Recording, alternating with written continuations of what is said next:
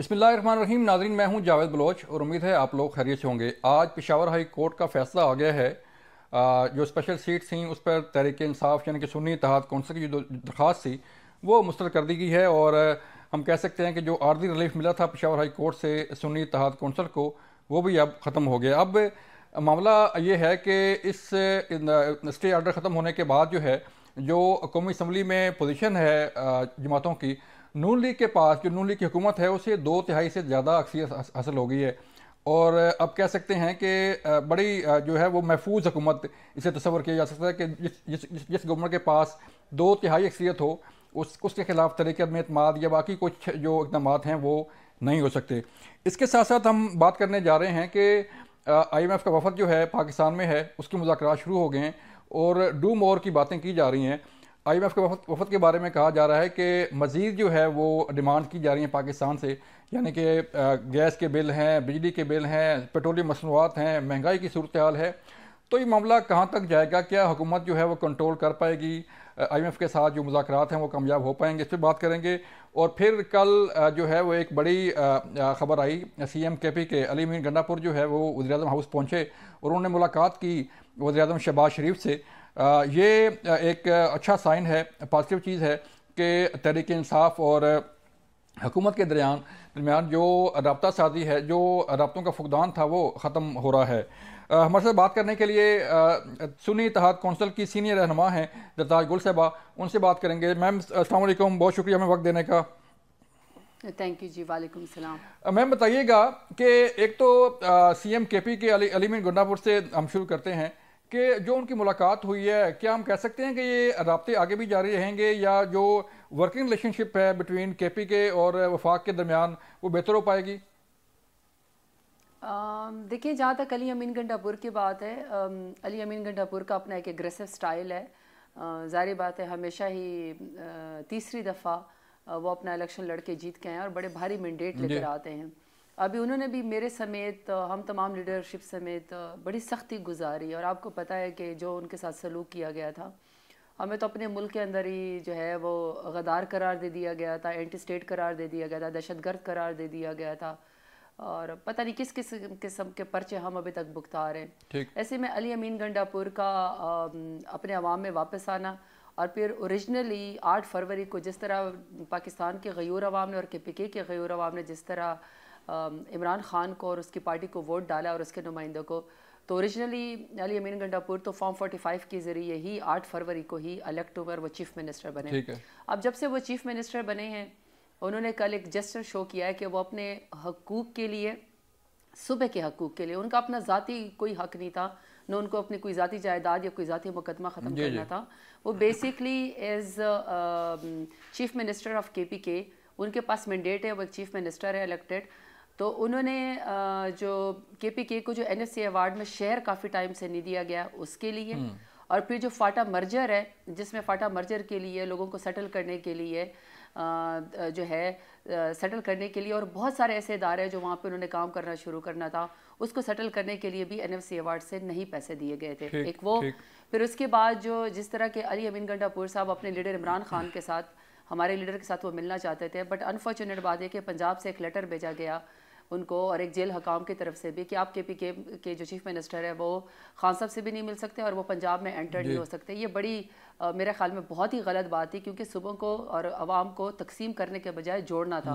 वहाँ पे वो खान साहब के लिए भी गए कि ये केसेस भी झूठे ख़त्म होने चाहिए और उनको मिलने भी देना चाहिए, क्योंकि सेनेट से भी नाम आने थे सेनेट के लिए।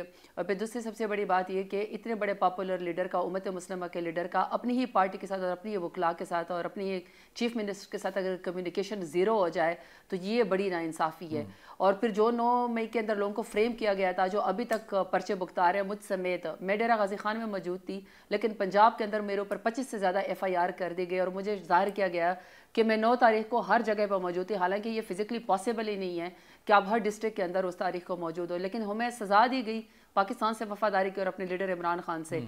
तो ये वो बात करने के लिए वहाँ पे कल गए। मेरा ख्याल है कि उन्होंने मेच्योर होने का, अपने लीडर होने का, अपने सूबे को आगे बढ़ने का, उसके हकूक़ के लिए मेरे ख्याल में अली अमीन गंडापुर ने बड़ा अच्छा जेस्चर शो किया है। मेरे ख्याल में अब पंजाब को भी इसको देखना पड़ेगा, सीखना पड़ेगा कि ये कह देने से कि मैं I will be very ruthless, میرے خیال میں اس طرح کے بیان پھر کرسی کے اوپر بیٹھ کے، چاہے آپ 47 کے ذریعے فارم کے لیے ذریعہ بنے ہوں، چاہے آپ علی امین گنڈاپور کی طرح فارم 45 کے ذریعے بنے ہوں، میرے خیال میں پھر منصب یہ آپ سے ایکسپیکٹ نہیں کرتا کہ آپ اس طرح کے بیانات دیں. میرے خیال میں علی امین گنڈاپور نے بڑی اچھی اور میچورٹی کا اور اپنا حلقے کا، علاقے کا، کے پی کے کا مقدمہ بڑا اچھے طریقے سے لڑا ہے. میں اس کو بڑا پازیٹیو دیتی ہوں. ٹھیک ہے، پازیٹیو سائن ہے میم، بالکل پازیٹیو سائن ہے.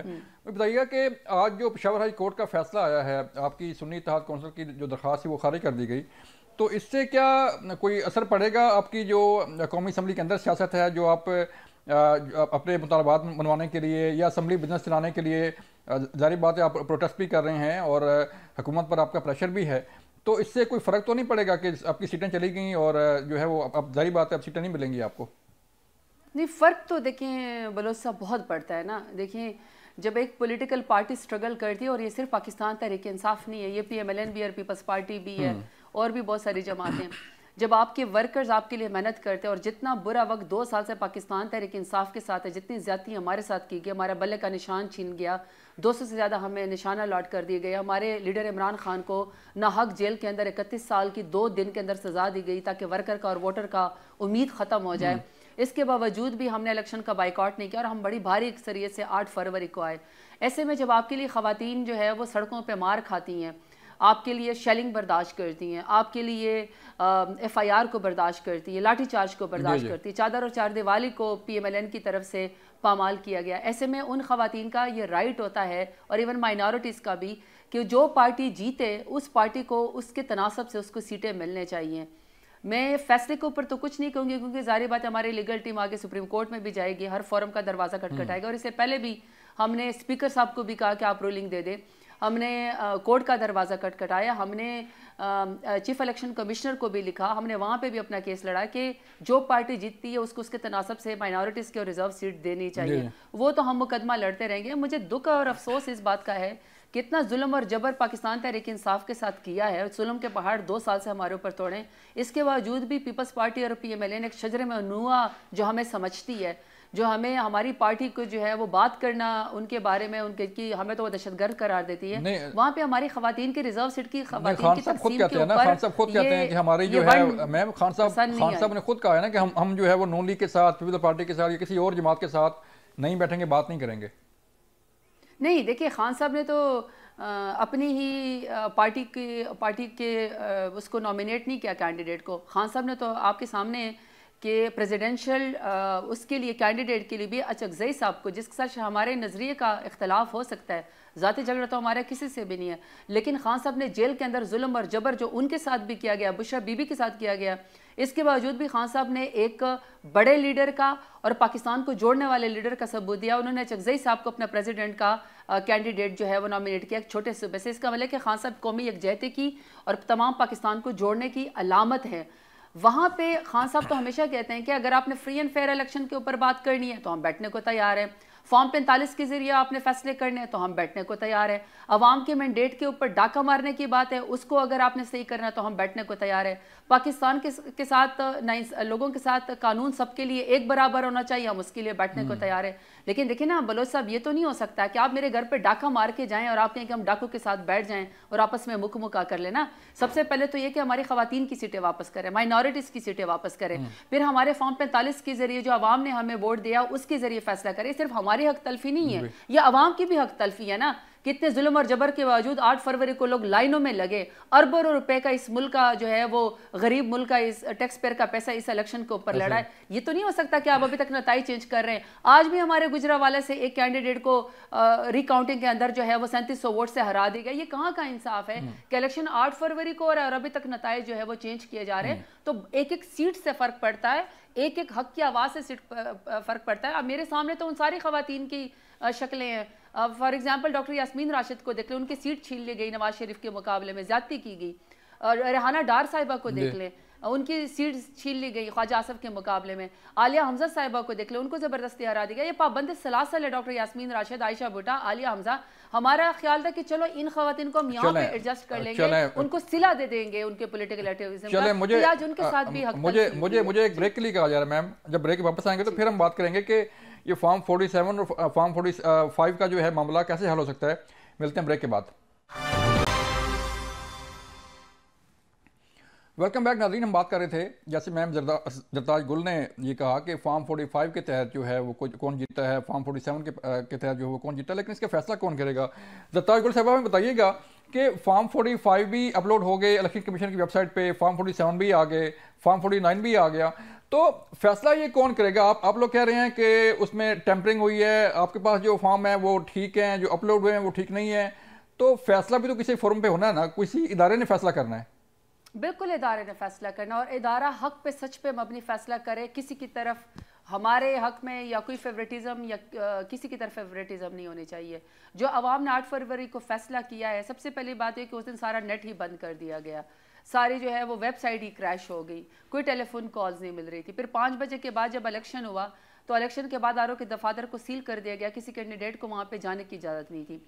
अच्छा, वो मुश्किल वक्त भी जब सारा गुजर गया, उसके बाद 13 दिन के अंदर इलेक्शन एक्ट के मुताबिक आपने फॉर्म 45 को तमाम अपने वेबसाइट पे चढ़ाना होता है। 26 दिन गुजर गए। 26 दिन के बाद जब फॉर्म 45 को चढ़ाया गया, देखिए बलोच साहब एक बात याद रखिएगा, फॉर्म 45 एक ऐसा ऑथेंटिक डॉक्यूमेंट है जो हर कैंडिडेट के ऊपर, उस दिन 29 लोग लड़ रहे हों डिफरेंट पॉलिटिकल पार्टी से या 9 लोग लड़ रहे हों, सबके जितने भी वो होते हैं पोलिंग एजेंट्स होते हैं, अंगूठों के निशान के पास उनके पास फॉर्म 45 होता है।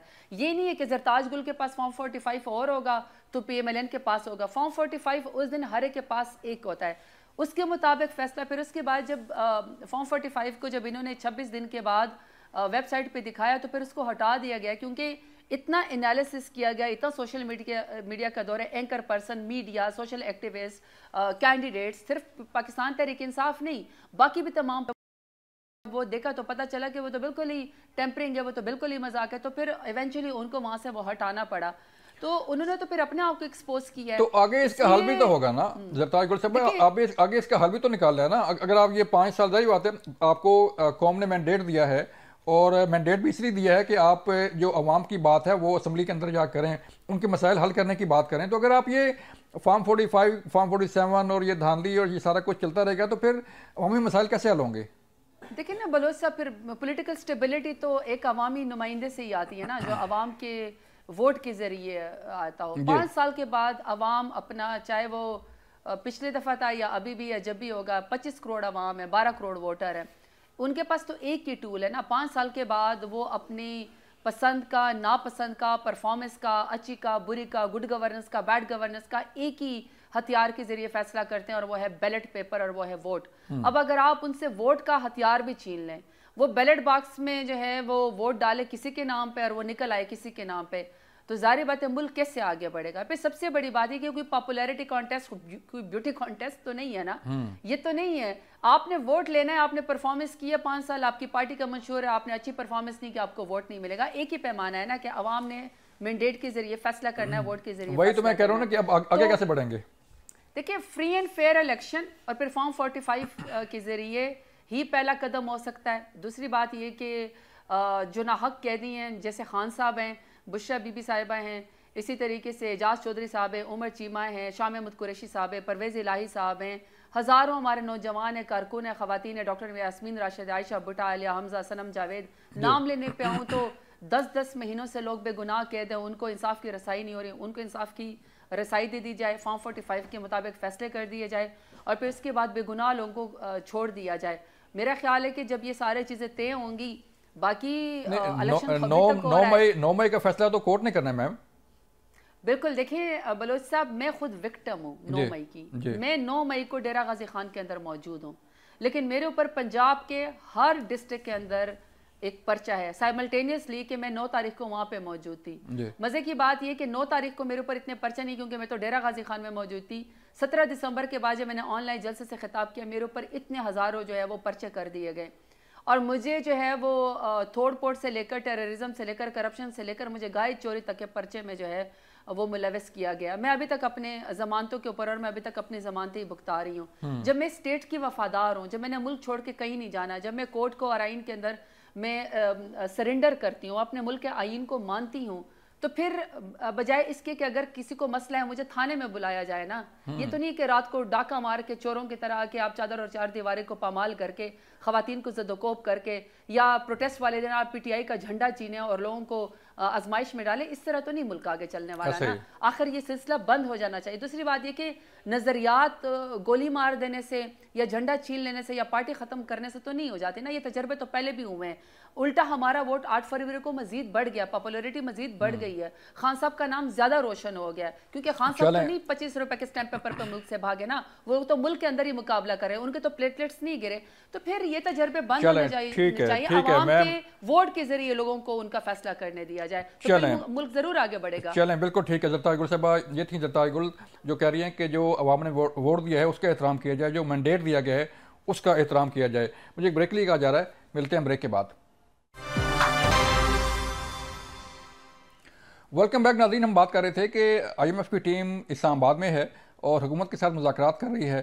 کیا یہ مذاکرات کامیاب ہو پائیں گے؟ جو ڈو مور کا مطالبہ ہوتا ہے ہر دفعہ آئی ایم ایف کا, کیا حکومت جو ہے اس پر عمل درآمد کر پائے گی؟ اور جو آگے ایگریمنٹ ہونا ہے, حکومت نے آئی ایم ایف کے ساتھ چلنا ہے, ایک بڑا ایگریمنٹ بھی کرنے جا رہی ہے گورنمنٹ, تو اس پہ کیا حال وال ہے؟ اس پہ بات کرنے کے لیے ہمیں خرم دستگیر صاحب نے جوائن کیا ہے. خرم صاحب بہت شکریہ سر ہمیں وقت دینے کا. السلام علیکم. وعلیکم السلام.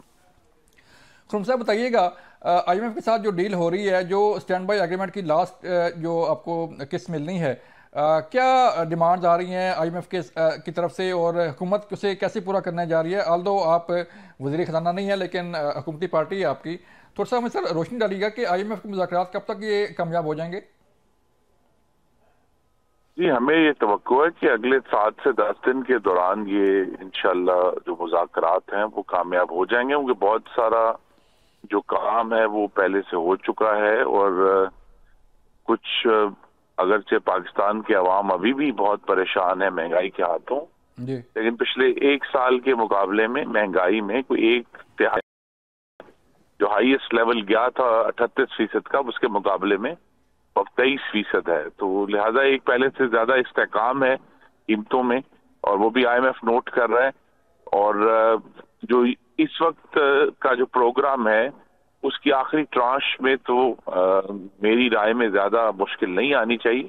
اصل ٹیسٹ جو ہے جس کا آپ نے ذکر کیا, وہ جو اگلا پروگرام نیگوشیٹ کرنا ہے اس میں آئے گا. جی تو سر بتائیے گا کہ جو مہنگائی کی صورتحال ہے آپ نے کہا کہ کم ہو رہی ہے, لیکن جو آن گراؤنڈ چیزیں ہیں, ہم ڈیلی سروے کرتے ہیں مارکیٹوں کا, ڈیلی مارکیٹ جاتے ہیں, وہاں تو صورتحال بڑی خراب ہے سر. جو عام روزمرہ کی اشیاء کی چیزیں ہیں لائک سبزی ہے, فروٹ ہے, باقی چیزیں وہ تو بڑی مہنگی ہو رہی ہیں, بہت مہنگی ہو گئی ہیں. نہیں آپ درست کہہ رہے ہیں, اسی لیے تھوڑا سا جو ایک ابہام پیدا ہوتا ہے. یہ مہنگائی میں کمی قیمتوں میں کمی نہیں ہے جی. قیمتوں میں کمی تو ابھی اللہ کرے گا انشاءاللہ استحکام آتا تو ہوگی, لیکن اب وہ جو بڑھنے کی تیزی کی شرح تھی وہ اب ختم ہو گئی ہے. اب اس تیزی سے قیمتیں نہیں بڑھ رہی. اس لیے میں نے کہا کہ آج بھی سخت ترین تکلیف ہے پاکستان میں رہنے والوں کو, لیکن اس میں کچھ پہلے کے مقابلے میں استحکام اس لیے بہتر ہوگا آئی ایم ایف کے سے ڈیل کرنا, کیونکہ اس کے اگر مہنگائی کی شرح میں کمی آ رہی ہے تو پھر جو شرح سود ہے اس میں بھی کمی آ سکتی ہے اس کی بنیاد پہ. تو اس سے بھی پاکستان میں جو حکومتی قرضوں کے اوپر ری پیمنٹس ہیں ان کا جو حجم ہے وہ کم ہوگا. جب وہ حجم کم ہوگا تو حکومت کے پاس کچھ اپنے ریونیو کے حساب سے ایک جگہ بھی کریٹ ہوگی, اسپیس کریٹ ہوگا, فسکل اسپیس. لیکن یہ ایک جو مہنگائی کی صورتحال ہے وہ اس کی بہت بڑی بنیاد 2018 اور 22 کے دوران جو پاکستان کے اندرونی قرضے کا جو ڈبل کر کے گئے جو لوگ وہ ہے. اب وہ اس قرضے کا حجم اتنا بڑھ گیا ہے کہ اس کی ری پیمنٹ جو ہے وہ ہمارے دفاعی بجٹ سے 3 سے 4 گنا تک جا چکی ہیں. تو لہذا وہاں اگر اس مہنگائی کی جو شرح ہے اس میں کمی آتی ہے اور اس کو سپیس کریٹ ہوتا ہے تو وہ پھر استعمال حکومت کر سکتی ہے عوام کو ریلیف دینے کے لیے.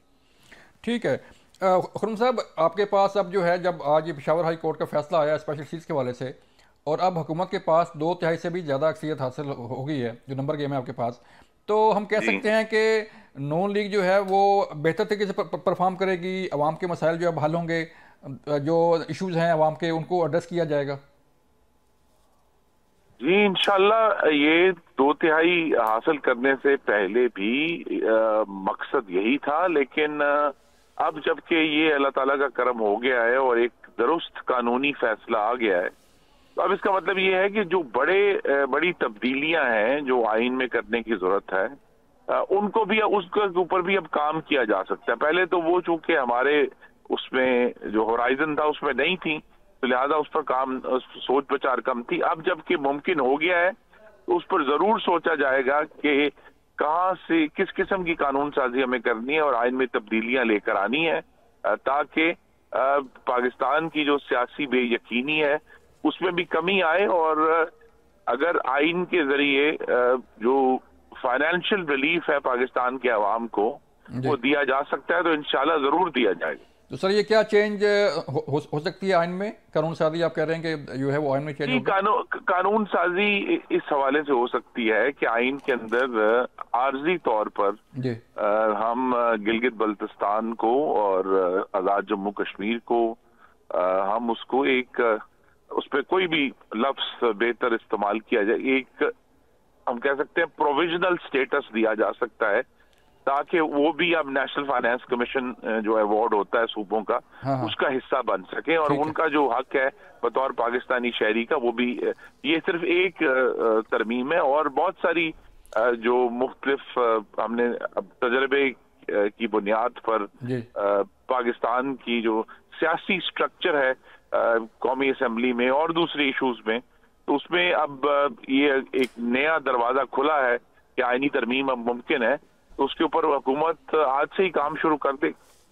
تو مطلب کہ جو اے جے کے ہے اور جی بی ہے اس کو آپ پروونس کا اسٹیٹس دے دیں گے اور وہ آپ کے ساتھ این ایف سی کے ساتھ مل جائیں گے؟ جی میں یہ کہہ رہا ہوں ان کو ایک عارضی دوں گے وہ، تو ان کے اوپر تو ایک بین الاقوامی قانون کے تحت، چونکہ ابھی بھی وہ ڈسپیوٹڈ ایریا ہے کشمیر کی جو لیگیسی ہے اس کی وجہ سے، لیکن ان کو ایک عارضی تو ایک آئین میں جگہ ان کے لیے بنائی جا سکتی ہے کہ جب تک ان کا معاملہ حل نہیں ہو جاتا ان کو ہم قانونی لحاظ سے بطور ایک صوبائی ٹریٹ کریں گے۔ تو اس کا سر فائدہ کیا ہوگا؟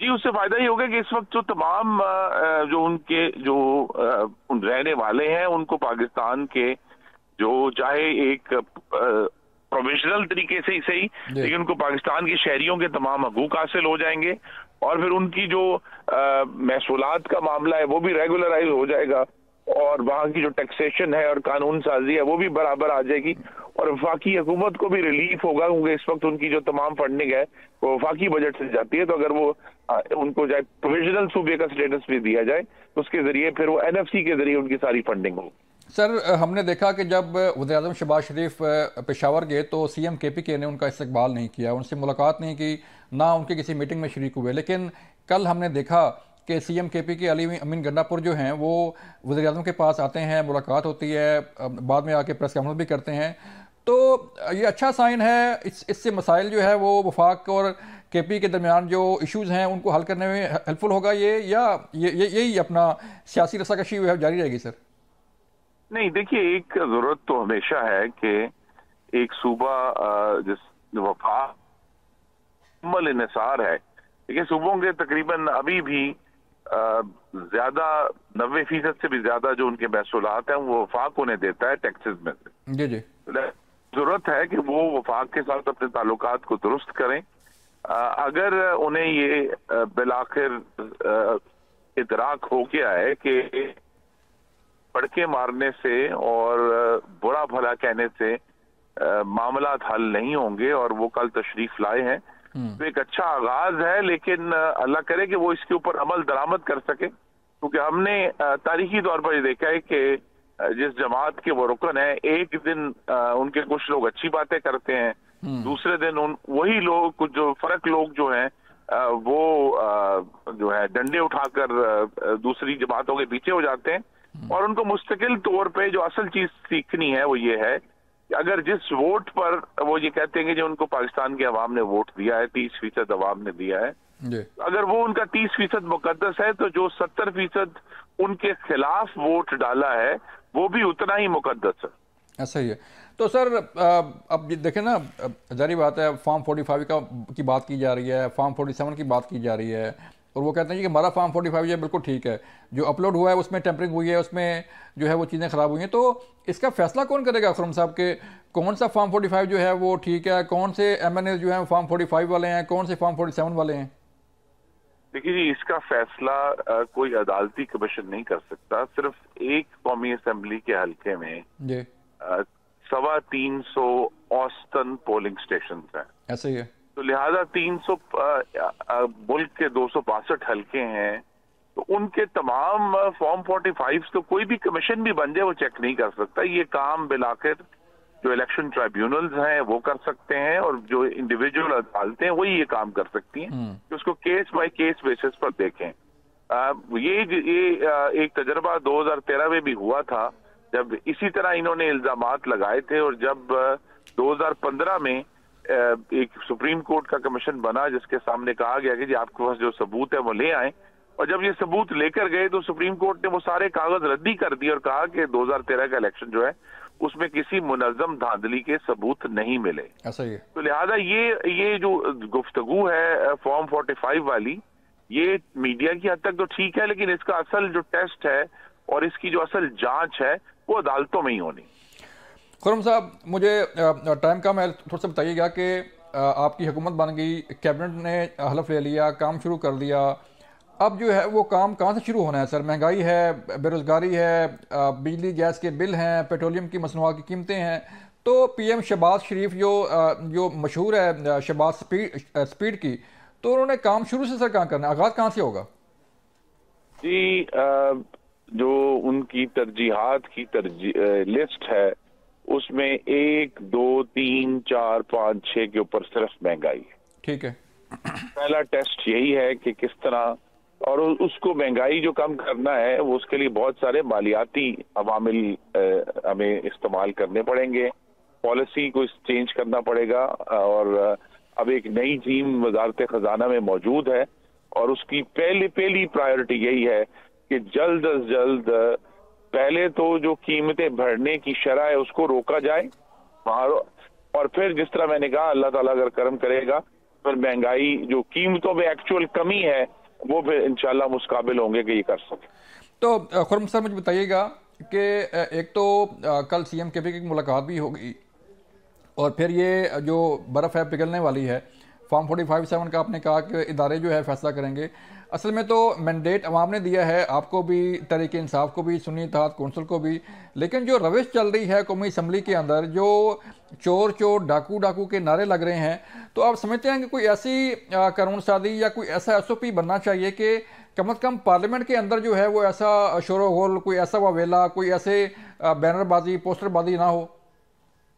وہ تو قانون سازی موجود ہے جی, اور اسپیکر صاحب کے پاس مکمل اختیار ہے کہ وہ ان جو ایسے عناصر ہیں ان سے نمٹ سکیں, لیکن یہی کوشش کی جاتی ہے کہ وہاں مستقل ایک تلخی نہ کریٹ کی جائے. یہ قانون سازی جس کی بے حد ضرورت ہے وہ یہی ہے کہ تمام سیاستدان اور کچھ اس میں صحافی بھی شامل ہیں جو اگر صریحاً جھوٹ بولیں آ کر ٹیلی ویژن پہ اور سوشل میڈیا پہ, تو پھر اس کے لیے کوئی قانون جو تیزی سے حرکت میں آئے اور اس کی بیخ کنی کر سکے, اس کی بے حد ضرورت ہے. تو یہ پارلیمنٹ کے سامنے جو قانون سازی کی لسٹ ہے اس میں ڈیفینیٹلی 21ویں صدی کا جو سوشل میڈیا کا ادراک کرتے ہوئے جو سلینڈر اور لائبل کا قانون ہے وہ نیا بننا چاہیے, اس کی بے حد ضرورت ہے. تو آج سر تحریک انصاف کے بانی چیئرمین نے بھی کہا ہے کہ ہم مذاکرات کے لیے تیار ہیں, ہم بات کرنے کے لیے تیار ہیں, آئیں ہمارے ساتھ بیٹھیں اور بات کریں. تو بات ہو سکتی ہے ان سے سر؟ دیکھیے یہ تو ان کی اپنی روش پر ہے کہ وہ ان کی جماعت اگر اپنے علاوہ دوسری جماعتوں کے مینڈیٹ کو بھی تسلیم کرتی ہے اور یہ کہتی ہے کہ جی ہم جو ہے جس طرح ہمارے ووٹ مقدس ہیں دوسروں کے ووٹ بھی مقدس ہیں, اور دوسروں کو غدار اور کافر اور ڈاکو کہنا بند کرتی ہے اور یہ کہتی ہے کہ آئے مل کر بیٹھیں. میں نے اس کی ایک مثال بھی دی ہے, اگر آپ مجھے 1 منٹ اجازت دے دیں, اور وہ یہ ہے کہ 2013 میں نے کہا کہ انہوں نے 126 دن کا دھرنا کیا, پورے ملک میں فتنہ اور فساد کیا. اس وقت فارم 14 ہوتا تھا جی یہ ہر پولنگ اسٹیشن پہ. ایسے ہی ہے. تو جو فارم 14 سے ہم فارم 45 تک پہنچے وہ کسی بھی دھرنے کا نتیجہ نہیں ہے, کسی کو گالیاں دینے کا نتیجہ نہیں ہے, آگ لگانے کا نتیجہ نہیں ہے, پاکستان ٹیلی ویژن پر ڈنڈے لے کر قبضے کرنے کا نتیجہ نہیں ہے. جو فارم 45 جس کی بنیاد پر آج یہ سارا نیا پروپیگنڈا کر رہے ہیں وہ الیکشنز ایکٹ 2017 کی پیداوار ہے جو انہوں نے پھر ہمارے ساتھ بیٹھ کر پارلیمان میں کیا تھا.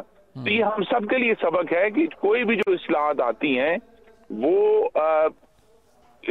توڑ پھوڑ سے, فتنہ فساد سے, دھرنوں سے نہیں آتی, وہ پارلیمان میں بیٹھ کر ایک دوسرے کے ساتھ بات کرنے سے اور پھر اس قانون سازی کرنے سے آتی. بالکل ٹھیک ہے, بہت شکریہ خرم الصغیر صاحب. یہ تھے خرم الصغیر جو مسلم لیگ نون کا موقف پیش کر رہے تھے. ان کا کہنا ہے کہ اصلاحات اور قانون سازی اور عوام کے مسائل جو ہے وہ مل بیٹھ کے حل ہوتے ہیں, نعرے بازی سے, کسی کو چور ڈاکو کہنے سے مسائل کا حل نہیں ہوگا. یہ تھا ناظرین آج کا پروگرام. اپنا خیال رکھیے گا. اللہ حافظ.